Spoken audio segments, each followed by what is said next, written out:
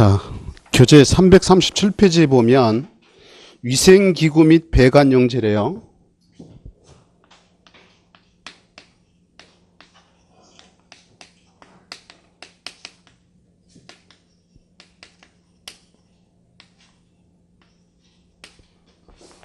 먼저 이 장은 그렇게 사실 시험 문제에서 중요한 부분을 차지하는 것은 아닙니다. 시험에 한 문제 정도 언급된 건데, 막말로 얘기하면 가끔 미친 척 나오는 부분인 거고, 한번 보자고요. 위생기구 하게 되면 여러분들이 생각하는 집에 세면기, 소변기, 욕조 이런 것들이 위생기구잖아요. 그죠? 거기에 보면 위생기구의 특성이 나옵니다. 그 01번 박스에 보게 되면 그 장점과 단점이 나와 있는데, 장점에서 중요한 게요, 두 가지 지문이 있어요. 그 동그라미 1번에 보면 산 알칼리에 침식되지 않으며 내구성이 우수하다라고 했는데, 요거 산 알칼리에 침식되지 않는다는 거.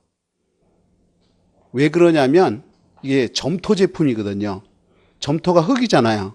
그렇기 때문에 우리가 좀 더 깊게 얘기하면 모든 물질은 크게 세 가지로 나눠요. 산성, 중성, 알칼리성. 이 세 가지로 대별되는데 산성이나 알칼리성이 강하다라는 거예요. 이 진흙으로 만들어서. 그 다음에 그 네 번째, 동그라미 네 번째 지문이요. 매우 복잡한 형태의 기구도 제작할 수 있다라는 거. 복잡한 형태도 만들어낼 수 있다라는 거예요. 이 두 가지가 중요한 지문이에요. 나머지 지문도 한번 보기만 하면요.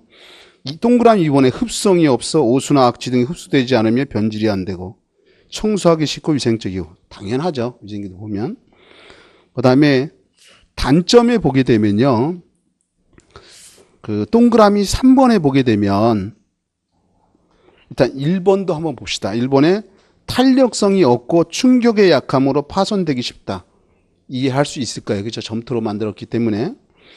그 다음에 동그라미 3번에 팽창 계수가 아주 작으므로 금속기구나 콘크리트의 접속에는 특수공법이 요구된다라는 얘기했는데, 여기 좀 한번 볼래요? 팽창 계수라는 건 아까 그랬죠. 모든 물질은 뜨거우면 늘어나고 추우면 수축을 한다. 근데 팽창 계수가 크다라는 건 뜨거우면 많이 일어나고 추우면 많이 줄어들고 이런 거고, 팽창 계수가 작다라는 뜻은 뜨거우면 조금 늘어나고 추워도 조금 줄어들고 이런 건 팽창 계수가 작다라 그래요.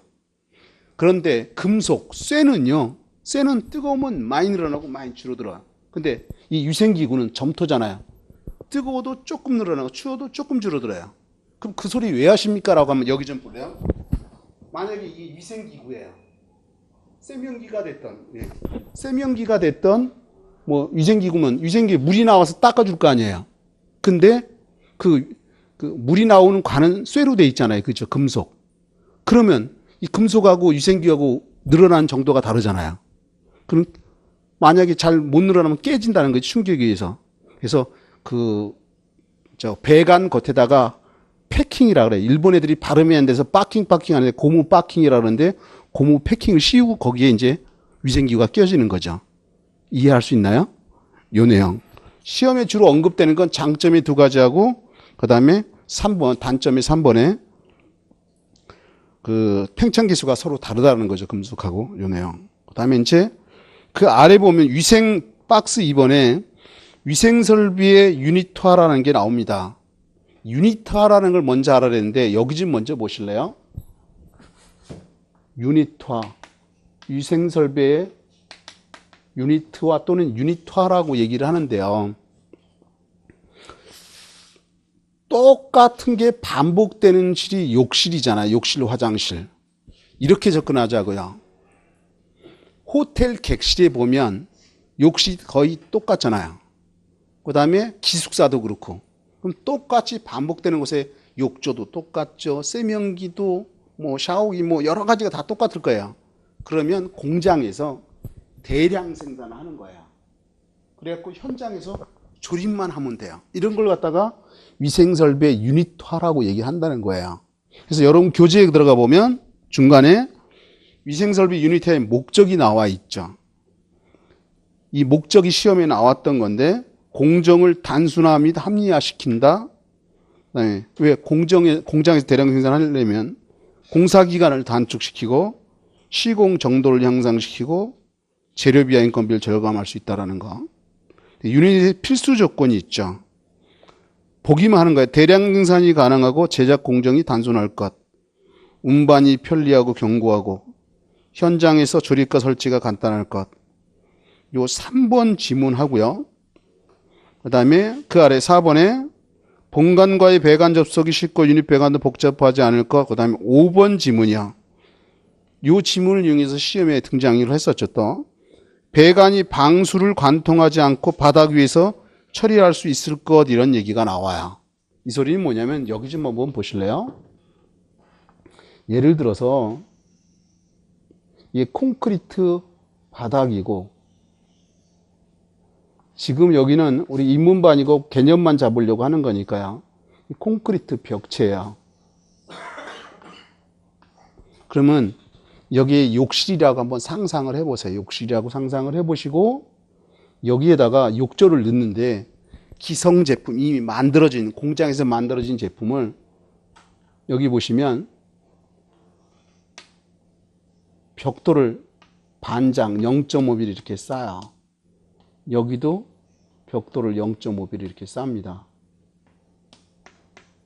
밑에도 벽돌 이렇게 양쪽에 이렇게 싸죠.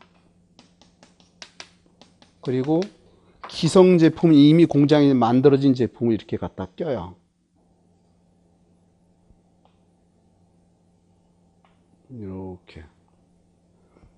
이제 마감을 처리할 건데 여기 욕실 바닥이고 방수가 돼야 되잖아요. 여기에 당연히 방수 처리가 좀 더 자세히 그려보면 여기가 콘크리트 바닥이라고 한다면 여기라고 하고 여기 이제 방수 처리가 이렇게 다 돼 있어요. 그 위에는 이제 타일이 붙어 있을 거고요. 그런데 이 물을 갖다가 빼내야 되니까 여기 콘크리트 칠 때 여기다가 이렇게 배수관을 이렇게 매입해 놔요. 이렇게. 그래서 여기서 구멍을 뚫어 가지고 여기다 갖다 이렇게 끼는 거죠. 그럼 욕조에 물이 여기로 나가서 빠져나갈 거라는 거지. 근데 여기 방수층을 깨면 안 될 거 아니에요. 그죠? 그러면 방수층이 일정한 부분까지만 돼 있어요. 여기까지만. 그래서 여기선 연결을 해서 이렇게 처리해 놔요. 그러니까 요 배수관에 있는 겁니다. 그러면 욕조를 갖다 끼기만 하면 이 방수층을 깨지 않아도 연결할 수 있잖아요. 이런 개념인 거예요. 이제 그 다음 페이지 한번 넘겨보세요. 밸브 얘기가 나옵니다. 밸브요. 그 여러분 교재에 보면 제2절이라고 해서 밸브가 나와 있는데 내가 아까 잠깐 소개는 했었습니다.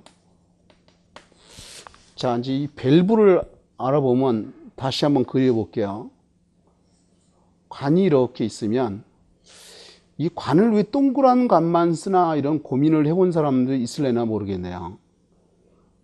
관에 보면 사각형 관도 있고 다각형 관도 있는데 유체, 물이 이동하는 거는 동그란 관을 많이 씁니다. 그 이유는 마찰 저항이 작아요. 마찰 저항이 적다는 건 힘을 가한 만큼 잘 이동한다 이런 뜻인 거예요. 그럼 이 속에 유체가 이렇게 흘러갈 때 유체라는 것은 유가 흐를 유자입니다. 물도 흐르죠. 공기도 흐르죠. 가스도 흐르죠. 전기도 흐르잖아요. 이쪽이 흘러갈 때 한번 써볼까요? 물, 공기, 가스, 전기 등등등 흘러갈 때 여기다 밸브를 설치해서 요만큼 잠궈버리면 요만큼만 지나가고 이만큼 잠그면 요만큼만 지나가고 완전히 잠그면 못 지나간다는 거죠. 곧 밸브는 조금 지나가게 하거나 많이 지나가게 하거나 차단하는 역할을 하는 걸 우리가 밸브라고 한다. 이 밸브가 시험에 자주 등장했는데 여러 가지가 있는데 거기서는 시험에 자주 나오는 것만 지금 거기 넣어놨어요. 맨 처음에 보면 슬루우스 밸브라는 게 있고요. 두 번째 보면 글로우브 밸브라는 게 있는데 왜 내가 이 두 가지를 같이 썼냐면 이 두 가지가 특징이 서로 반대입니다. 그래서 시험 문제에 많이 나왔던 거야. 특징이 반대로 해서. 그럼 여기다 설명을 해볼게요. 일단 이 슬루스 밸브를 다른 말로 게이트 밸브라고도 부르고요. 요 글로브 밸브를 우리가 스톱 밸브 또는 구형 밸브 이런 표현도 써요. 자, 설명이 중요해. 지금 내가 항상 얘기했어서 첫 시간에 그렇고 설명만 잘 들어라. 흐름을 잡아야 되니까. 슬루스 밸브를 게이트 밸브라고도 하고 글로브 밸브를 스톱 밸브, 구형 밸브라고도 하는데 무슨 역할을 하냐. 이 두 가지는 먼저 슬루스 밸브는 유체에 대한 마찰 저항이 가장 작다. 이게 제일 중요한 지문이고 이것 때문에 이걸 쓰는 거예요. 유체에 대한 마찰 저항이 가장 작더라는 거예요. 이 소리는 힘을 가하면 가한 만큼 잘 이동한다는 거예요. 효율이 좋다 이렇게 표현될 수 있는 거예요. 근데 그러면 이건 반대라고 그랬으니까 이건 보나마나 유체에 대한 마찰 저항이 어떻게 해요? 작다 이런 얘기 하겠죠. 반대니까. 아니 이건 작고 이거는 크다, 그죠? 제가 말을 거꾸로 이건 유체에 대한 마찰이 가장 작아서 좋은 거예요. 이건 가장 크고. 이거 말고도 특징은 더 있어요. 이것들 예를 들어 이거는 어떤 역할을 하느냐? 유로를 개폐. 유로라는 게 유체가 지나가는 길 이런 거예요. 유로를 개폐, 열거나 닫는데 수압 조절, 수량 조절 여러 가지인데 제일 중요한 건 이거다. 역할이 이게. 그래서 마찰정이 가장 작기 때문에 슬로스 밸브 많이 씁니다. 그 아래 보면 역지 밸브라는 게 나옵니다. 여기다 표현을 해보면 이 역지 밸브를 영어로 체크 밸브라고 하죠. 체크 밸브. 역지 밸브를 체크 밸브라고도 하는데 여기다가 한번 볼까요? 이거는 유체를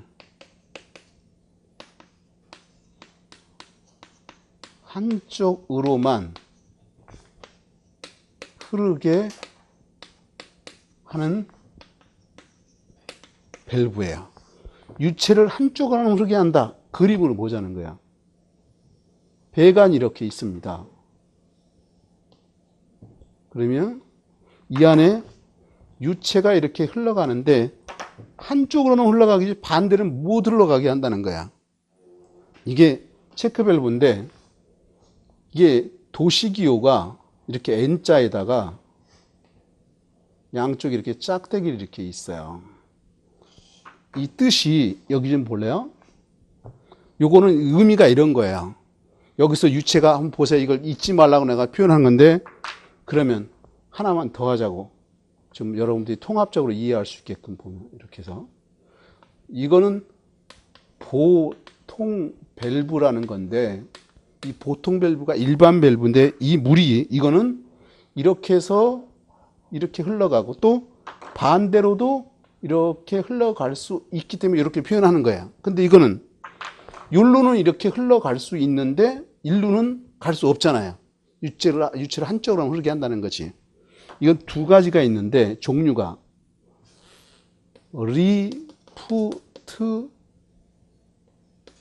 리프트형이라는 게 있고 스윙형이라는 게 있어요. 이 두 가지 종류가.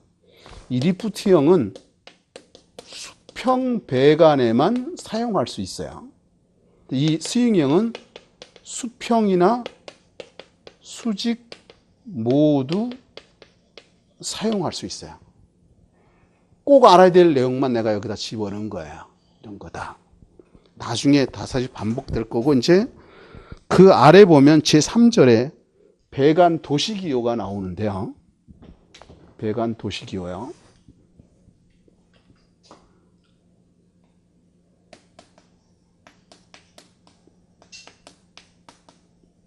자, 한번 보십시오. 이런 의미예요. 배관이 이렇게 있는데 이 속에 물이 됐든 공기가 됐든 이렇게 흘러가려고 할 거 아니에요. 그죠? 근데 이걸 갖다가 설계 도면에 표현하려면 여기다 인출선이라는 거 이렇게 뽑아요. 선을 이렇게 뽑아가지고 화살표 이렇게 해서 뽑아요. 인출선이 뭐냐, 우리 ATM기에서 은행에서 돈 빼잖아요. 돈을 빼내는 듯이 요걸 뽑아낸다. 이게 인출선이라 그래요. 그래서 여기다가 A를 이렇게 써놓으면 이게 영어 에어의 약자입니다. 이 안에 공기가 지나간다는 거야. 이 배관 안에. 그리고 색깔은 백색으로 표현을 하는 거야. 만약에 W가 이렇게 써 있다. W가 써 있으면 물이 지나간다는, 이 배관 안에 물이 지나간다는 거고, 색깔은 청색으로 표현하는 거야. 색깔을. 만약에 S자가 써 있으면 스팀이 증기를 스팀이라고 하잖아요. 그죠? 그는 진한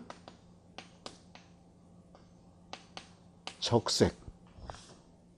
진한 적색을. 그럼 여기 G자가 써 있으면 가스입니다. 가스.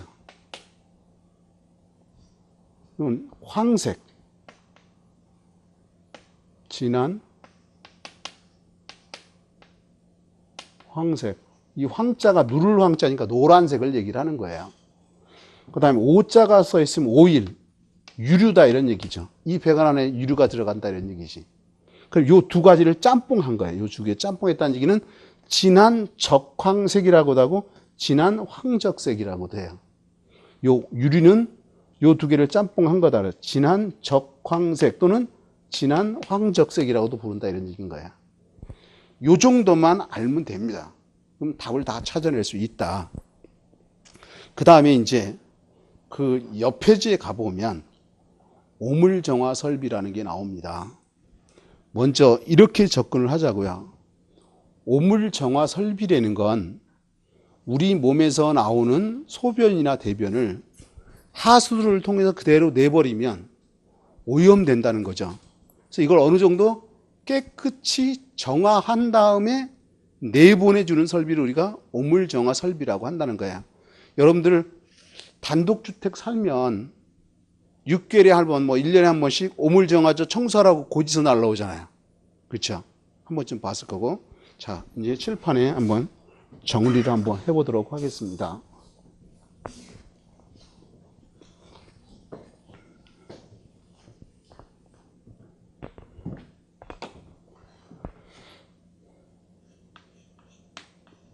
오물 정화 설비. 오물정화 설비에 보면 맨 처음에 보면 제1절에 보면 수질 오염의 지표라고 해서 BOD, COD 이런 게 나옵니다. 이걸 한마디로 얘기하면 용어입니다. 용어. 근데 거기 가로 1번에 보면 BOD라는 게 나와 있죠. BOD. 이 BOD 옆에 보면 가로 열고 이렇게 써 있을 거야. 생물화학적 산소 요구량 이렇게 써 있을 거야. 이걸 갖다가 생물화학적 산소 요구량이라고 하는데 한 김에 같이 하려고 그래요.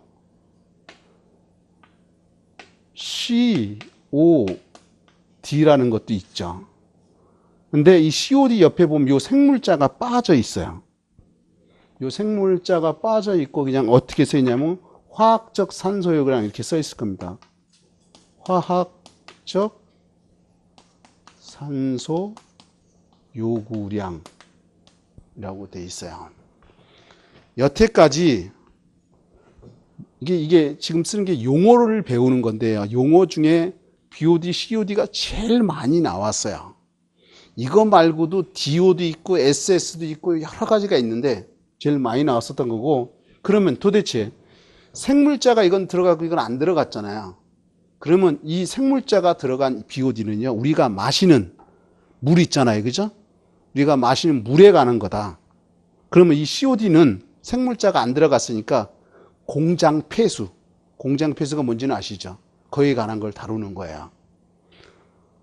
자, 말 설명을 들어오세요. 책 보는 것보다 개념이 잡아야 되니까. 이 BOD가 됐든 COD가 됐든 그 값이 크면 클수록 오염이 많이 됐다는 거예요. 작으면 작을수록 오염이 적게 됐다는 뜻이고, 그래서 이렇게요. 여러분 가끔 뉴스에 보면 이렇게 나오잖아요. 1급수, 2급수 이런 얘기 나오잖아요. 그래서 몇 ppm 이런 얘기를 해요. 그 숫자가 크면 오염이 많이 된 거고 적으면 오염이 적게 됐다는 뜻이라는 거다. 그래서 이제 교재로 가보자고. 이제 그 교재를 자꾸 보니까 교재로 가보자고. BOD 보면요, 생물학적 산소 요구량 또는 생물화학적 산소 요구량 이런 표현도 써요. 주로 미생물이 포함된 생활하수 유기물 농도를 측정하고자 할 때 사용한다. 수질 오염의 정도를 측정하는 지표이며 측정 소요시간은 5일이다. 초점은 수질 오염이라는 거죠. 수질의 오염을 측정하는 데 쓴다는 거야. 그 다음에 이제 COD요. COD 보면 화학적 산소 요구량이라고 되어 있죠. 주로 중금속이 포함된 미생물이 살 수 있는 공장 폐수 유기물 농도를 측정하고자 사용할 때 쓴다. 공장 폐수가 키워드예요. 공장 폐수 답을 찾을 때 내가 기본서 과정에 들어가서 이제 중요한 키워드들을 얘기할 거야. 답을 찾는 키워드들을. 공장 폐수하게 되면 COD다. 그 다음에 가로 3번 지문에 보면요, BOD와 COD가 낮을수록, 이 소리는 작을수록 이런 얘기인가요? 깨끗한 물을 의미하며 단위는 ppm이라는 100만 분율을 사용한다. 그러니까 BOD가 됐든 COD가 됐든 그 숫자가 낮다는 얘기는 작을수록 이런 뜻인 거죠. 오염이 적게 됐다는 거다. 이제 그 아래 BOD 제거율이요. 여기다가 별표 해야 돼요. 우리 시험에 4번인가 시험에 등장을 했는데, 거기 보면 BOD 제거율의 네모 안에 보면 식이 있죠. BOD 제거율은 유입수분의 유입수 마이너스 유출수 곱하기 100이라는 거. 계산식으로 등장을 하는데 자주 나왔다. 꼭 할 줄 알아야 되고. 써보면 여기다가 해볼게요. 일단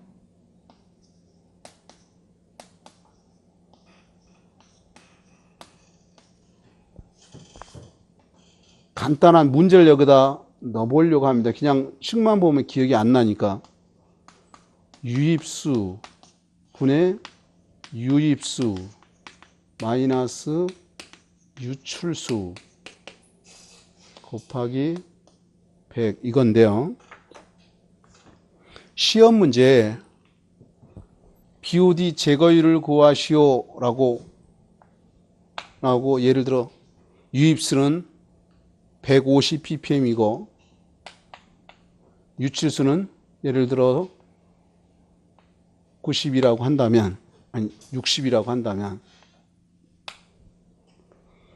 유입수가 150ppm이고 유출수가 60ppm일 때 BOD 제거를 구하시오. 이런 식으로 문제가 나온다는 거예요. 그럼 이거 똑같은 유입수니까 이게 150이잖아요. 그죠? 그럼 150에서 60을 빼니까 90이죠. 90을 150으로 나누면 되는 거죠. 90을 150 나누면 60인가 나올 겁니다. 이런 식으로 계산식으로 나왔다. 근데 최근에는 요거 유입수를 물어보는 문제도 있고요. 또 유출수를 물어보는 문제도 있죠. 뭐 산수니까 나중에 자세히 할 거고요.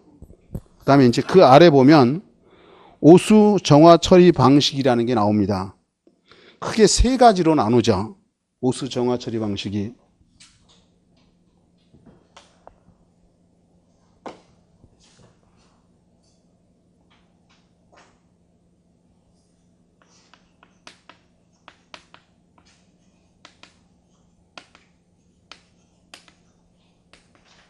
이 오수 정화 처리 방식에 보면 물리적 처리 방식이 있고요. 물리적 처리 방식이라는 게 있고, 화학적 처리 방식이 있고, 생물학적 처리 방식이 있는데, 미리 결론을 내리면요, 이 중에 제일 중요한 건 생물학적 처리 방법이 제일 중요하다. 왜 중요하느냐? 시험에 제일 많이 나왔으니까. 근데 이 생물학적 처리 보면 혐기성 처리 방식이 있고, 호기성 처리 방식이 있어요. 왜 이게 중요하냐면 이 두 가지가 형기성 처리하고 호기성 처리가 그 특징이 서로 반대이기 때문에 시험에 많이 나왔던 거예요. 일단 이제 우리 교재로 다시 되돌아가서 여기 처음부터 한번 보자고요. 물리적 처리 방식이요. 그 여러분 교재 339페이지 맨 아래 보면 물리적 처리 방식이 나오는데 그중에 동그라미 1번에 보면 스크린이라는 거요. 내용은 좀 이따 올 겁니다. 그 아래 동그라미 2번에 침전, 그 다음 페이지 넘겨보시면 교반, 여과 이런 게 있죠. 이렇게 네 가지가 있는데 이게 바로 물리적 처리 방식이 네 가지가 있다는 거야. 시험 문제는 이거 네 가지 넣어놓고 엉뚱한 건 하나 집어넣은 다음에 물리적 처리 방법이 아닌 건 뭐냐 이렇게 등장한다 이런 얘기인 거예요. 그럼 다시 이제 앞으로 가서 스크린이라는 거야. 지문을 보기만 할 겁니다. 일종의 여과 장치로서 거칠고 큰 부유물질을 제거하는 정화전 처리 방법이고 침전이요. 침전은 가라앉힌다는 거죠. 오수 중의 부위성 고형물을 가라앉혀 부패시키는 방법을 우리가 침전이라고 한다는 거죠. 그 다음 페이지 넘겨보시면 교반이요. 폭기조 등에서 오수 중에 공기를 혼입시키기 위하여 기계적으로 희저어 섞어 산화시키는 방법을 우리가 교반이라고 한다는 거죠. 여과 공극이 있는 매개층을 통하여 물을 통과시켜서 부유물을 제거시키는 방법으로 여과제는 모래, 활성탄, 규조토, 섬유 등의 다공질 여제가 있다라고 되어 있죠. 이걸 지금 외우라는 뜻은 아닙니다. 다만 내가 원하는 건 물리적 처리 방식에 보면 네 가지가 있더라는 거예요. 그죠? 그 중에 스크린이라는 게 있었죠. 그죠? 맞아요. 그 다음에 침전 있었죠. 지금 거기에 있는 교반, 여과 이런 것도 있다는 거야. 그 다음에 이제 그 아래 가로 2번에 화학적 처리 방식이야. 화학적 처리 방식에는 중화라든가 소독 이런 게 있어요. 중화시킨다 이런 단어들을 한 번쯤 들어봤을 거예요. 한번 지문을 볼까요? 오수의 수질이 산성이나 알칼리성이 강할 때 산성제나 알칼리제를 혼입하여 중화하는 방식이다. 소독, 처리수의 방류 전 최종적인 처리 방식으로 치아염소산소다. 치아, 염소산, 칼슘 및 액체 염소 등을 처리수에 투입하여 소독하는 방식이다. 이게 화학적 처리 방식에 중화하고 소독이 있구나라는 정도. 다음에 생물학적 처리 방식이요. 그 미생물 활동을 이용하여 처리하는 정화법이라고 했는데 이 생물학적 처리 방법이 이 생물자가 들어갔잖아요. 그러니까 생물이 들어갔으니까 미생물을 이용한다는 거고 두 가지가 있는데 형기성 처리, 호기성 처리가 있는데 내가 이 두 가지가 반대라고 그랬잖아요. 여기 좀 먼저 볼래요? 이 의미가 이런 거예요. 공기를 혐오하는 성질의 균을 이용하는 거야. 이게 공기를 혐오하는 성질의 균을 이용해서 처리하는 방식이다. 그럼 이거 호기성은요, 이 호자가 좋아할 호자야.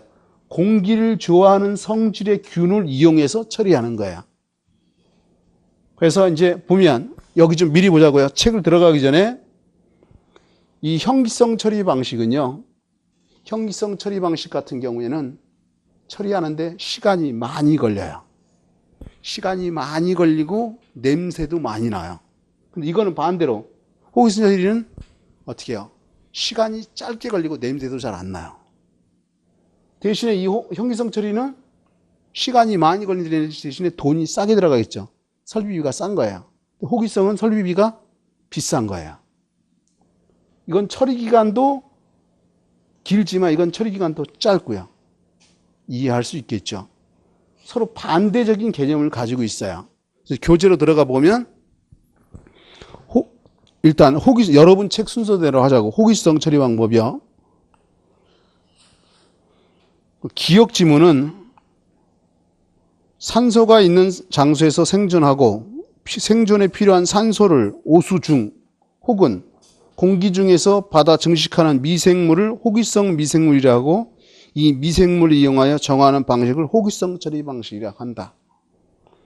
그 다음에 특징은 짧은 시간에 양호한 처리수를 얻을 수 있는 고급 설비고 처리 기간이 짧다라는 거고 그 다음에 공간을 적게 차지하지만 운전상 기술을 요하고 운전 유지비도 많이 소요되고 호기성 분해의 산물로서 초산성 질소, 초산염, 탄산가스 등이 방출된다.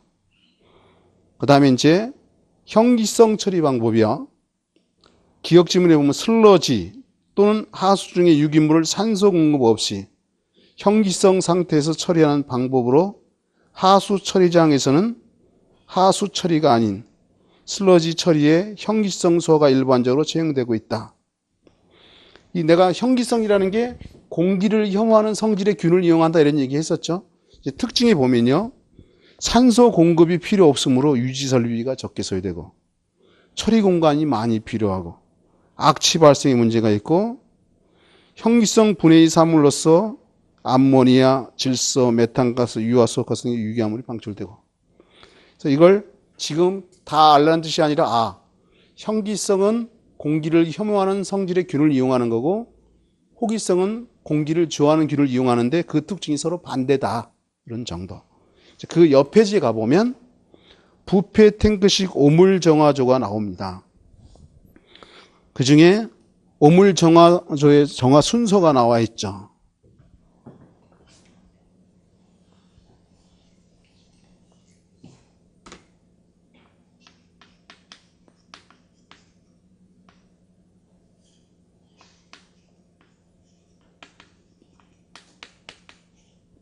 오물 정화 순서를 보면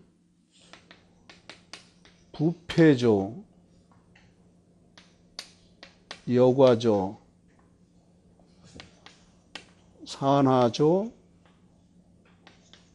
소독조. 보통 요거까지만 표현하는데 좀 더 연장해 보면요. 이게 연장을 해 보면 오수를 유입해야 되겠죠. 오수 유입.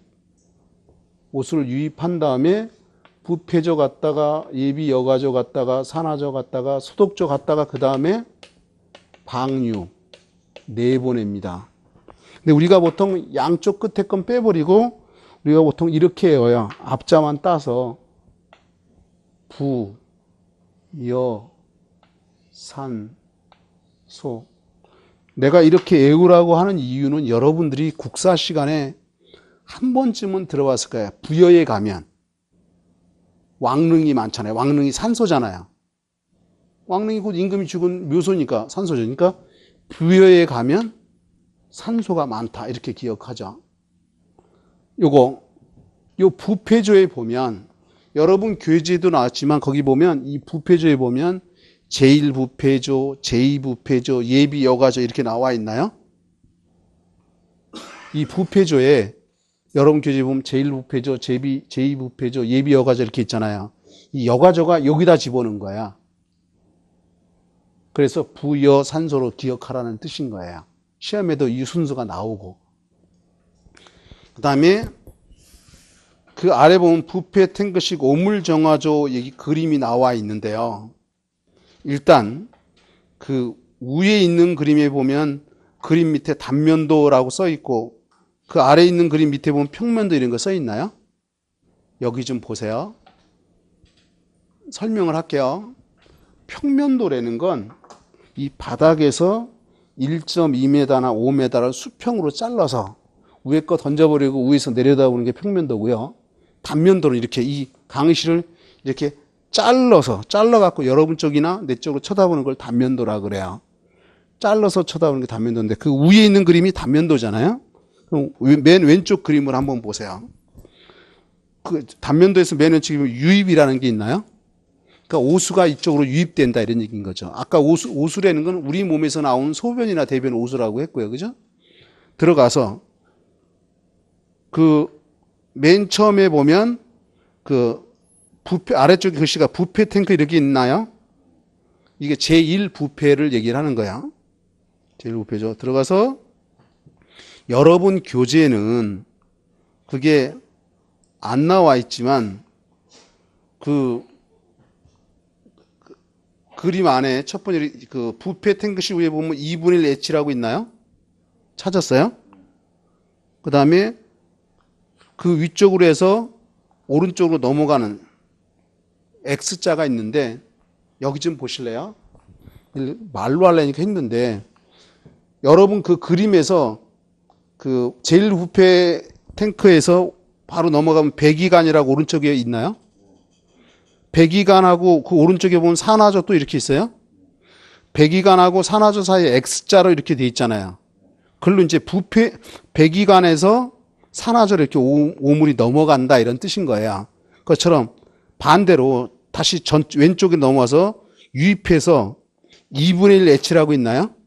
그 아래쪽에 X 표시가 사실은 그 벽에 X 표시가 돼 있어야 되는데 그래서 위로 아래로 넘어갔다가 그 배기가 있는 쪽으로 위로 쭉 올라가 가지고 위로 타고 넘어와서 산화조 쪽으로 해가지고 아래 쇠석층을 거쳐갖고 오른쪽 하단으로 이렇게 빠져나가는 그림이에요. 나중에 내가 시간 되면 그림을 그려서 설명을 할 거예요. 어쨌든 이렇게 오수가 이렇게 여기 보세요. 부패조 여기 보세요. 부패조 제1부패조, 제2부패조, 예비 여과조 거쳐서 산화조 거쳐서 수독조 거쳐서 이렇게 빠져나가더라는 거죠. 나가는데 일단 그 산화조라고 쓴 거에 보면 그 쇠석이라고 글씨가 가운데 나와 있네 아래쪽에. 그 쇠석층의 깊이가 그 오른쪽에 숫자를 보면 쇠석 글씨 오른쪽에 보면 0.9에서 2m 이렇게 돼 있나요? 쇠석층의 깊이가 0.9m에서 2m 정도 된다는 거. 요거 숫자를 나중에 기억하게 될 거고요. 그 쇠석층하고 그 위에 보면 살수홈통이라고 있나요? 쇠석층하고 살수홈통은 10cm 간격을 유지가 해야 돼요. 그 쇠석층하고 바닥도 한 10cm가 유지되고 나중에 이제 기본서에 가보면 나올 거고 시험에 언급되는 내용들이에요. 그 다음에 그 쇠석층 아래쪽 오른쪽에 보면 X로 넘어가잖아요. 거기에 보면 넘어가서 그 위에 약액 탱크라는 게 있어요. 약액조에서 약을 뿌려주면서 100분의 1 경사를 통해서 밖으로 빠져나가요. 근데 이제 지금 그림만 가지고 설명하면 이해도 안 되고 이런 게 있는데 시험에 나오기 때문에 내가 이렇게 표현했던 거고 그 아래 그림 평면도도 한번 보면요. 유입구 맨 왼쪽에 있고요. 부패 탱크가 있는 거죠. 제1실에서 그 부패 탱크 제1실에서 그 위쪽으로 올라가다 보면 X 표시 있잖아요. 옆으로 넘어가죠. 부패 탱크 시가 여기 부패조에 보면 제1 부패조, 제2 부패조, 그 다음에 여과조 있잖아요. 이게 예비 여과조거든요. 이렇게 통해서 가거든요. 그러니까 이제 다시 유입구에서 부패 탱크 제1시라고 그 위에 X로 타고 넘어가서 제2 부패가 있고 그 다음에 그 아래쪽에 예비 여과장치 이렇게 나와 있죠. 그리고 나서 이제 살수홈통을 거쳐서 아래쪽으로 내려가서 오른쪽에 약액조가 있고 그 다음에 배수 펌프를 통해서 밖으로 빠져나간다. 개념이 이런 거예요. 아, 이런 게 있다. 나중에 그림을 내가 직접 칠판에 그릴 거다. 그 다음에 이제 그 다음 페이지. 다음 페이지에 보면 소화설비라는 게 나옵니다. 소화설비. 소화설비 하게 되면 우리가 알아야 될 게 사실 연소를 먼저 알아야 돼요. 지금 6장 소화설비인데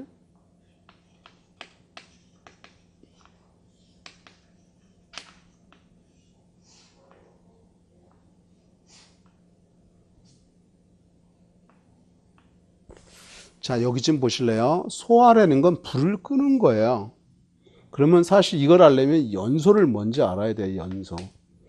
연소라는 건 뭐냐면 불에 타는 걸 연소라고 해요. 연소된다. 근데 연소가 되려면 세 가지가 갖춰져야 돼요.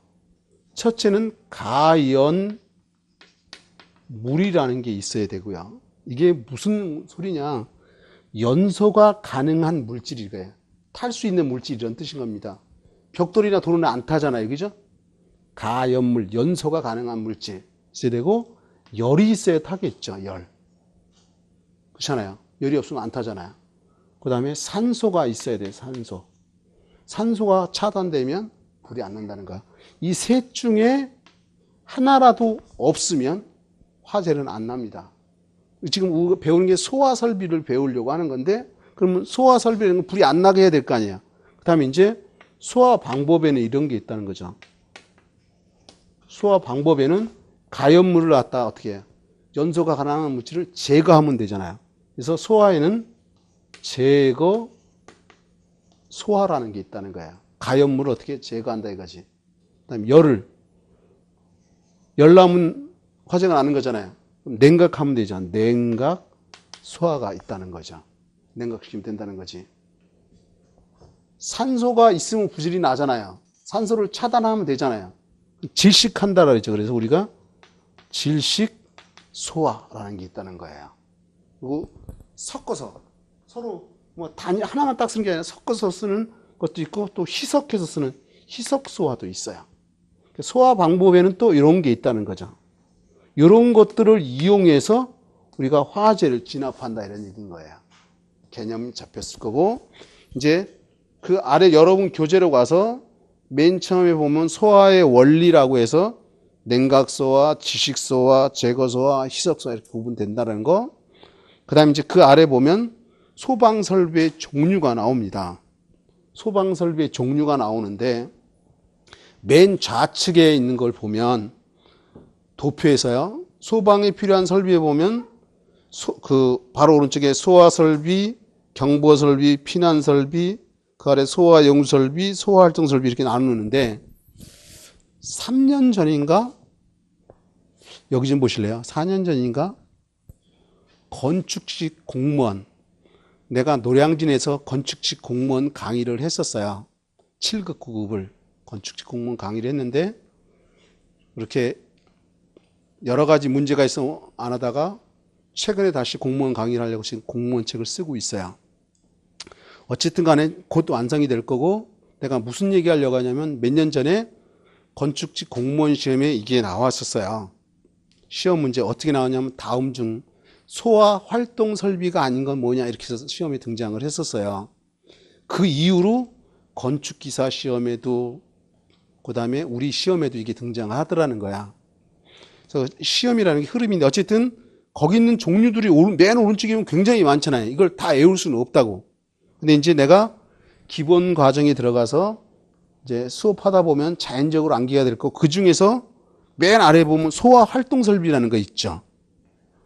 요거는 나중에 기억하게 될 거예요. 소화 활동 설비가 뭐가 있는지.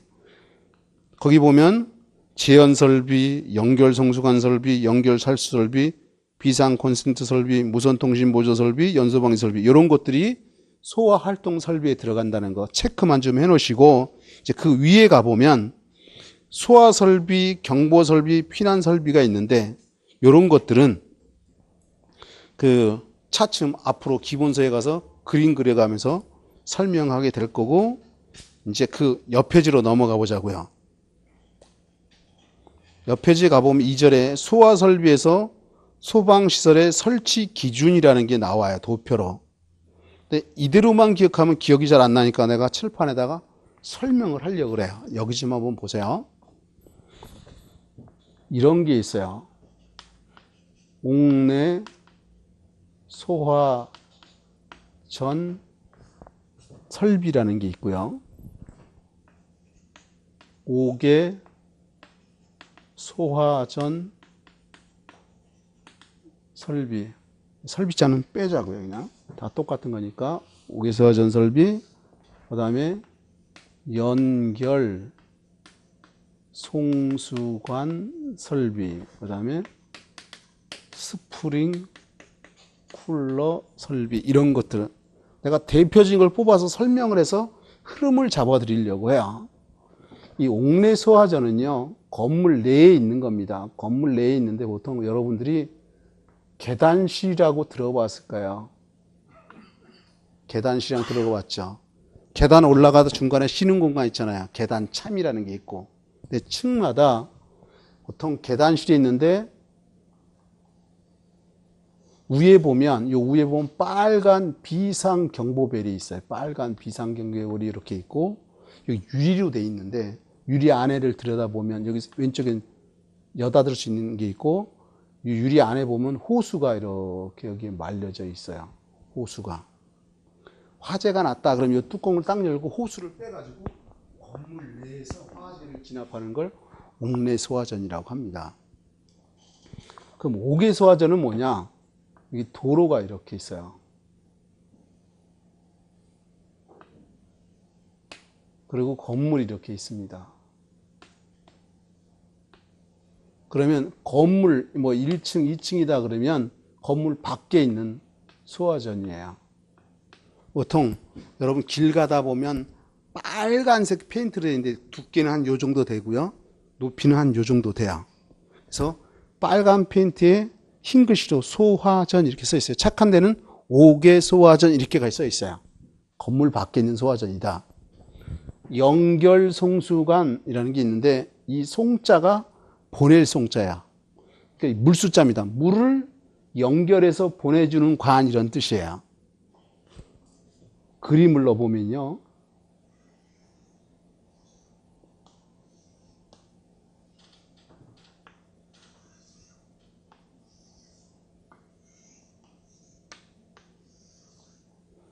건물이 있으면 건물에 뭐 층수가 이렇게 있다라고 해보자고요.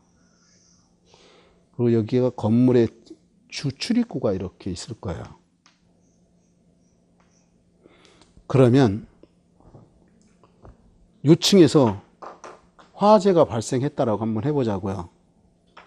그러면 소방차가 와서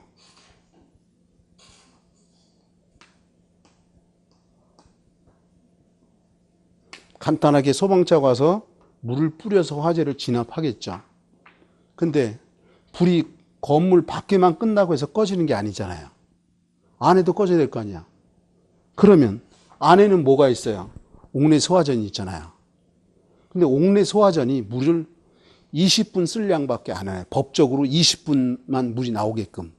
그러면 안에 있는, 겉에는 불을 꺼지는데 안에서 불이 20분 나다가 20분 됐으니까 난 꺼져. 이러는 거 없잖아요. 그죠? 그러면 이 연결송수관은 뭐냐면 요거 주출입구 옆에 보면 보통 바닥에서 요 높이가 0.5에서 한 1m 위치에다가 1m 위치에 설치를 해요. 연결송수관을. 요걸 좀 확대해 보면 여러분들 한 번쯤은 다 봤을 거예요. 관으로 되어 있는데 여기다가 송수관 이렇게 쓰거나 착한 데는 연결송수관 이렇게가 있어요. 한번 유심히 한번 보세요. 근데 요 지름이 100mm 약 10cm야. 요 물이 나오는 노즐 부분은 한 65mm 정도 돼요. 이게 하나만 있으면 단구, 홀로 단자 쓰는 거야. 이게 두 개가 있으면 쌍구라고 해요. 구멍이 두 개다 이것이. 그러면 이 옥내 소화전은 20분 쓸 양밖에 없잖아요. 그러면 소방차의 호스를 이 연결송수관을 돌려서 연 다음에 여기다 갖다 꽂아요. 그리고 소방관이 끼어 올라가자. 계단실 통하든 엘리베이터를 타든 올라갈 겁니다. 그럼 이 옥내 소화전을 붙잡고 불을 끄는데 옥내 소화전 20분 쓸 양밖에 없다고 그랬잖아요. 소방차가 물을 계속 공급한다면 1시간이 2시간이 끌 수 있다는 거예요. 그래서 물을 연결해서 보내주는 관 설비를 우리가 연결송수관 설비 또는 영어로 사이어미즈 커넥션이라고 얘기를 해요. 사이어미즈 커넥션. 이런 거다. 그럼 이제 스프링클러는 여기 있죠. 요거 스프링클러 보이잖아요. 스프링클러가 뭔지 알죠? 여기 화재 나면 물이 착 나오죠. 영화에서도 보면 어떻게 불 내면 물이 나오잖아요. 스프링클러는 여기다가 표현해 볼게요. 나중에 자세히 얘기하겠지만 이게 반자라고 천장이라고도 하고 반자라고도 해요. 그러면 여기에 스프링클러 헤드가 이렇게 있어요.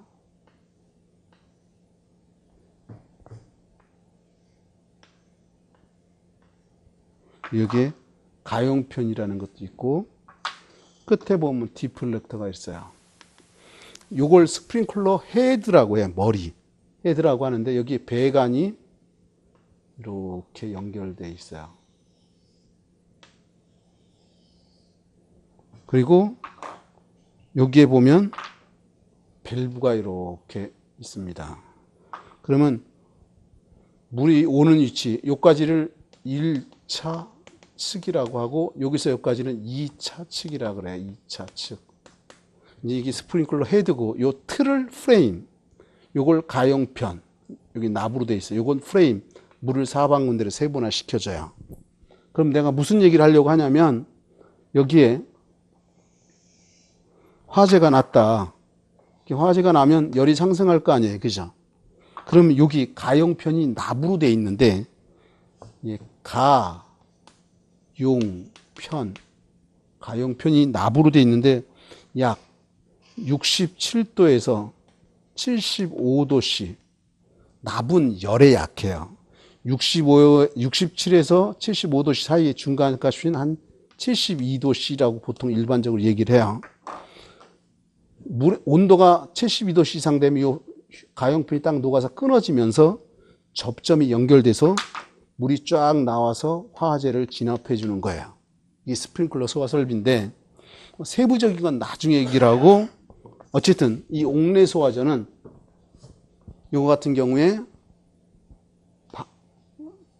방수량이, 요거 먼저 씁시다. 방수 압력부터,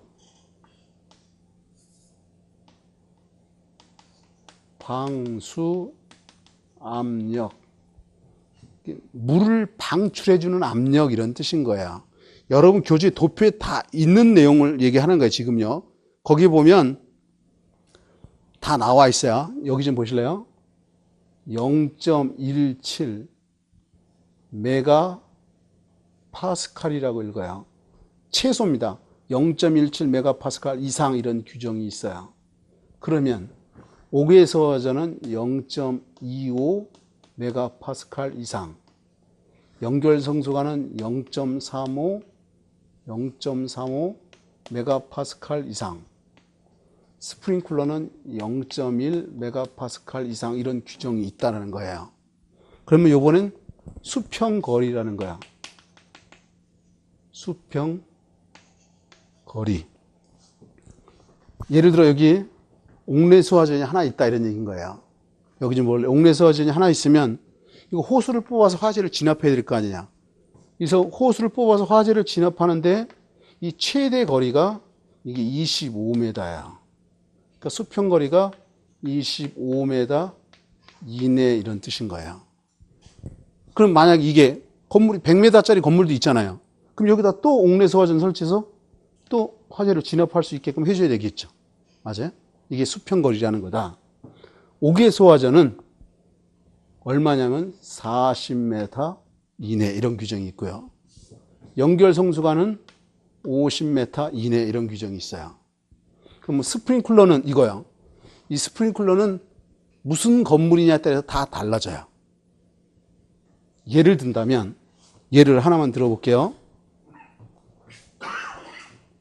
자, 요게 스프링클러 헤드가 요거라고 해보자고요. 그럼 화재가 나면 물을 사방으로 뿌려서 이렇게 화재를 진압할 거예요. 이렇게. 그런데 요거 여기서부터 요까지 요걸 갖다 우리가 반경이라 그래. 반지름. 무대 같은 경우는 무대부 같은 경우에는 1.7m. 그 다음에 비내화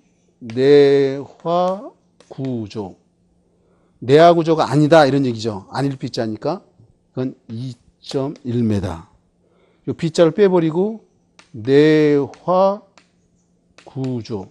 내화 구조는 2.3m. 그 다음에 아파트는 이걸 뒤집으면 돼요. 3.2m 이런 규정이 있어요. 그러니까 어디냐에 따라서 달라지니까 딱 하나의 숫자를 쓸 수 없다는 거죠. 이해할 수 있나요? 이런 거다. 그 다음에 이제 방수량. 물을 방출하는 양인데 분당 130리터 이상. 그러니까 최소라는 거죠. 130리터가. 1분에 130리터의 물이 나가야 된다는 거야. 그러면 옥외 소화전은 분당 350리터. 연결 성수관은 분당 800리터. 스프링클러는 분당 80m. 이런 규정이 있어요. 그럼 내가 굳이 이걸 왜 썼느냐? 시험 문제 예를 든다면 다음 주 옥내 소화전에 관한 사항을 옳지 않은 것에 대해서 이런 숫자들을 바꿔놓는다는 거야. 또는 이렇게 건축 기사에 나오는 게 이렇게 나왔었어요.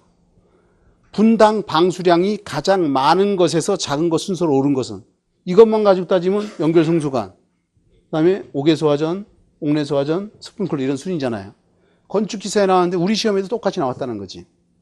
내가 왜 건축 기사 얘기하냐면 우리 시험 이제 여러분이 준비하는 게 22회를 준비하는데 건축 기사는 수십 년 됐거든요. 1년에 그것도 시험 3번씩 보고. 그래서 건축 기사에 나왔던 것들이 우리 시험에도 자주 나온다는 거야. 그래서 이제 그런 얘기를 하는 거고, 그다음에 이제 이렇게 했던 이유는 이걸 하려고 그래. 수원의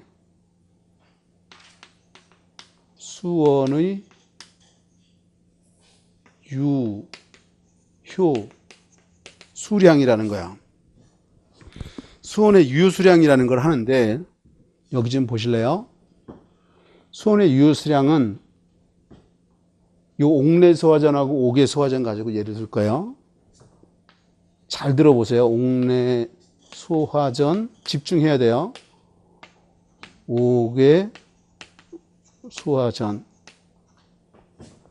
이 옥내소화전은 계산하는 식이 2.6 세제곱미터 곱하기 n 이런데 요 n이 설치 개수예요. 그러면 옥외소화전은 일단 써놓고 해설을 할게요. 7 세제곱미터 곱하기 n 이런 거야. 이것도 설치 개수인데, 자 이제 여기서부터 설명할까요? 잘 보세요. 옥내소화전에서 2.6이라는 숫자가 어떻게 나왔냐면 여기 좀 볼래요? 옥내소화전은 분당 방수량이 얼마요? 130리터잖아요. 여기 넣어볼게요. 분당 130리터인데 내가 아까 이건 몇 분 동안 물을 공급할 수 있다 그랬어요? 20분 동안. 그럼 여기다 곱하기 얼마? 20분. 이렇게 하면 분분 없어지죠. 이게 곱하기 여기 가서 붙으니까. 그러면 130에 20 하면 2600리터 나와요. 이러면 2600리터가 나온다. 요거 곱하면. 근데 요걸 세제곱미터로 바꾸면 2.6 세제곱미터가 되는 거예요. 우리 물, 요 1m, 1m, 1m, 1m, 1m, 1m, 1m, 1m, 요게 1세제곱미터라고 하는 거죠. 첫 시간에 배웠잖아요. 먼저 시간에. 1세제곱미터 여기 물이 들어가 있다. 그럼 물의 무게가 얼마다? 1000kg이다. 이걸 리터로 표현하면 1000리터다 이렇게 얘기했었어요. 그러면 이런 얘기도 있어요. 요 리터를 세제곱미터로 바꾸려면 1000으로 나눠주면 되잖아요. 1000을 1000으로 나누면 1 나오잖아요. 그죠? 그럼 2600을 1000으로 나누면 소수점 3개 이동돼요. 그래서 2.6 나온다는 거지. 그리고 요 설치 개수가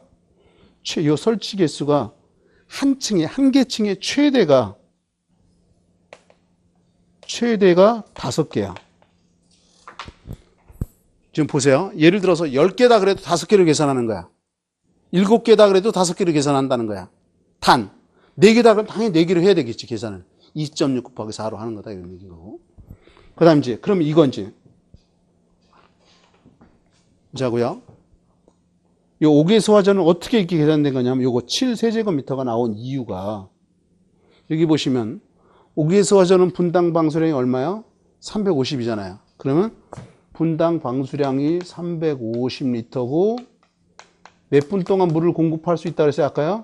20분 동안. 요거 곱하면 이게 7000리터가 나오니까 세제곱미터로 바꾸려면 나누기 1000 하면 되죠.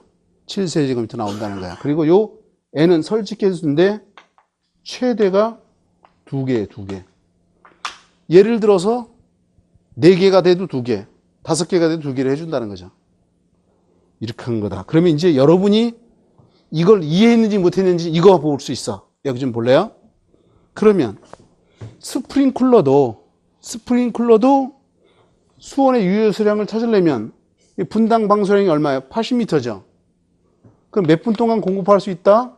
20분 동안. 그죠? 그럼 2, 8이 16이고 0이 2개니까 1600리터잖아요. 그죠? 맞아요? 그러면 이게 1.6 세제곱미터죠. 세제곱미터로 바꾸면 곱하기 설치 개수 n으로 해주면 된다 이거지. 20개면 20개 곱하면 되는 거다 이런 얘기인 거야. 이런 거다. 그 다음에 이제 그 아래 보면 경보 설비라는 게 나와 있습니다. 화재가 나면 따르릉 하고 비상벨 울려주잖아요. 다 이런 것들이 경보 설비인데 지문을 한번 보려고 해요. 경보 설비는 화재 발생을 신속하게 알리기 위한 설비로서 자동 화재 탐지 설비, 누전 경보기, 자동 화재 속보 설비, 비상 경보 설비 등으로 분류되며 자동 화재 탐지 설비의 종류는 감지기 종류는 다음과 같다. 그래서 감지기가 그 아래 나와 있어요. 근데 여기다가 요거까지 하고 실려갑니다. 간단히 개념 잡으면 금방 끝나니까 여기다가 화재 감지기라는 게 있는데요.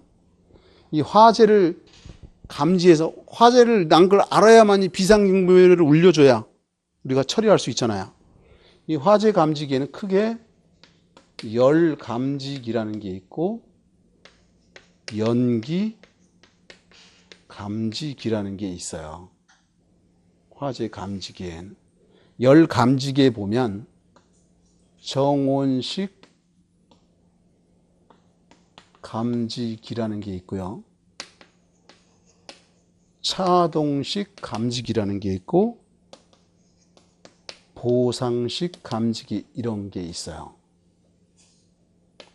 연기 감지기에 보면 이온 화식 감지기가 있고 그 다음에